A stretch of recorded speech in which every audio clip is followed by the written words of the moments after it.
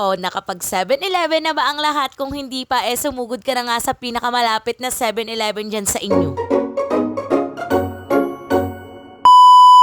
O siya, simulan natin ang araw na to ng 12 a.m. Bongga salubong na salubong talaga yan siya sa 7-Eleven day. Bakit? Paano ba naman takot maubusan ng sale dyan sa may 7-Eleven? Happy 7-Eleven Day! Alam nyo ba, kada year talaga ay meron talaga akong entry sa birthday ni 7-Eleven. Kaya 7-Eleven baka naman. Barang dami nga sale ni 7-Eleven at hindi na nga nakapag-antay ang daddy nyo. Kumuha na nga yan ng mga drinks na gusto namin. Di nga lang kami ang nag 7-Eleven dahil kasama nga namin yung kumare at kumpare namin. Nga din yung ating mga hotdog ate ko, kapag bumili kayo ay regular price yung isa at yung isa naman ay makukuha nyo ng 50%. Kumuha na nga ang inyong daddy isko at dalawa nga lang yung pinakuha ko sa kanya. Hindi naman niya siya halatang gutom dahil ayan hindi pa nababayadan kinakagatan na nga yung bawat dulo. Fast forward mga ate ko, nakauwi na nga kami ng bahay at iyan nga yung aming mga napamili. Di nga karamihan yung napamili namin gaya nung last year na birthday ni 7-Eleven dahil hindi ko talaga bet yung iba. And for dalapang na nga kami ni daddy dyan habang nagkukwentuhan at huwag kayong mag-alala mga ate ko dahil hindi kayo yung pinagkukwentuhan namin huy. At eto naman yung ganap ng umaga, late na nga akong nagising, alas 8 na akong nagising pero bakit walang makakapigil sa akin dahil Sabado ngayon. Pero kahit Sabado tayo nakakalimutan mo ata na asawa ka at ina ka rin. Kahit Sabado tayo kahit umuulan hindi natatapos yung gawain sa bahay. Kaya ayan nagpalit na yan siya ng damit para nga makakilos na. San ko na nga din yung pintuan at ayan for the stretching pa yung babae na yan na para bang napagod siya sa pagtulog niya. Bago nga simulan ng babae na yan yung routine niya ngayong araw ayan nagpunta muna siya sa banyo para naman makapaghilamos at makapag-toothbrush. Kung mag-toothbrush at maghilamos dyan ayan kinuha ko na nga yung mga damit dyan sa loob ng banyo para nga makapagsimula na ding maglaba.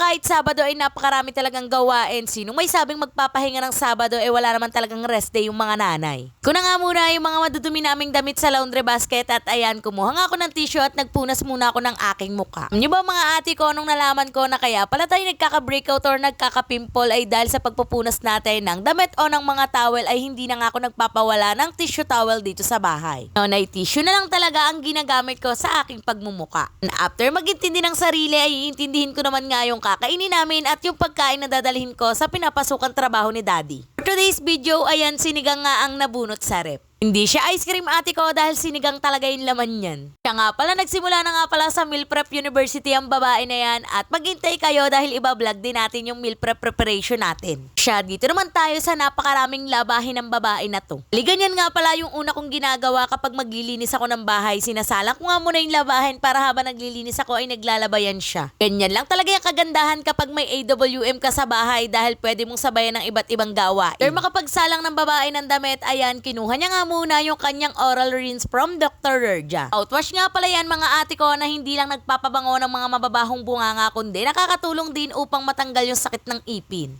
After nga makapag-mouthwash ng babae, ayan ni-ready naman nga niya yung pagkain na dadalhin niya sa company. Lang talaga yung kagandahan kapag may meal prep dahil hindi ka nga magagahol sa paghahanda ng pagkain. Nang makapaghatid na nga ako ng pagkain sa company kung saan napasok si daddy, ayan lumarga naman nga tayo sa 7-Eleven dahil nagpasama nga yung pinsan ko. Wala naman bibilihin yung babae na yan dahil sabi ko nga sa inyo ay nakapamili na nga kami noong 12 a.m. pa lang. Dahil yung pinsan ko ay gusto makiselebrate at gusto ding makitrending sa kung anumang kaganapan ngayong araw kaya ayan sinamahan ko na. Pero hindi naman kami lalabas dyan sa 7-Eleven nang hindi niya ako nalilibre.